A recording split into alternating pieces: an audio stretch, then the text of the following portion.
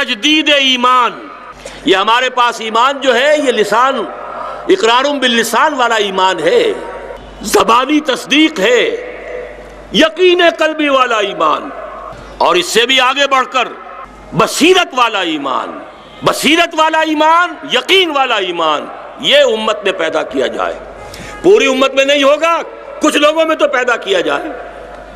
ایک جماعت تو ایسی ہو جس کے اندر وہ ایمان پیدا ہو چکا ہو، اور اس کا منبع اور سرچشمہ قرآن اور صرف قرآن۔ وہ جو ظفر علی خان نے کہا تھا، وہ جنس نہیں ایمان جسے لے آئیں دکانیں فلسفہ سے، ڈھونڈے سے ملے گی عاقل کو یہ قرآن کے سیپاروں میں۔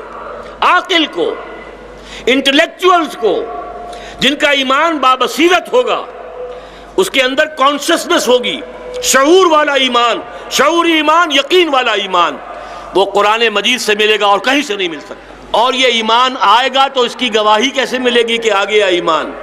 وہ عمل صالح سے ملے گی۔ معلوم ہو گیا کہ شریعت کے جن احکام پر کوئی پابندی نظام کی طرف سے نہیں ہے، کم سے کم ان کا اجرا تو کر لیا جائے اپنی ذات پر اور اپنے گھر میں، اپنی معیشت اور معاشرت کو اسلام کے رخ پر ڈھال دیا جائے۔ اگر آپ کی معاش حلال نہیں اور آپ کی معاشرت اسلامی نہیں، اگر آپ نے شرعی پردہ نافذ نہیں کیا، اگر آپ نے سودی کاروبار ترک نہیں کیا، اگر آپ نے رشوت کا لین دین ختم نہیں کیا، اگر آپ نے یہ سٹے بازی اور جوئے کو ترک نہیں کیا، تو ایمان نہیں ہے۔ پھر اسلام ہے، اقرار باللسان ہے۔ پہلا مرحلہ یہ ہے اور یہی سب سے مشکل ہے، منزل یہی کٹھن ہے قوموں کی زندگی میں۔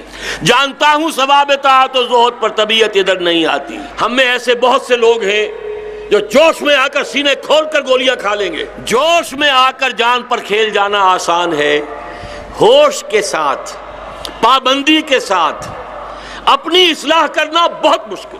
اور قرآن یہ کہتا ہے ان اللہ لا یغیر ما بقوم حتی یغیروا ما بانفسہم، خدا نے آج تک اس قوم کی حالت نہیں بدلی، نہ ہو جس کو خیال خود اپنی حالت کے بدلنے کا۔ اپنے آپ کو بدلو۔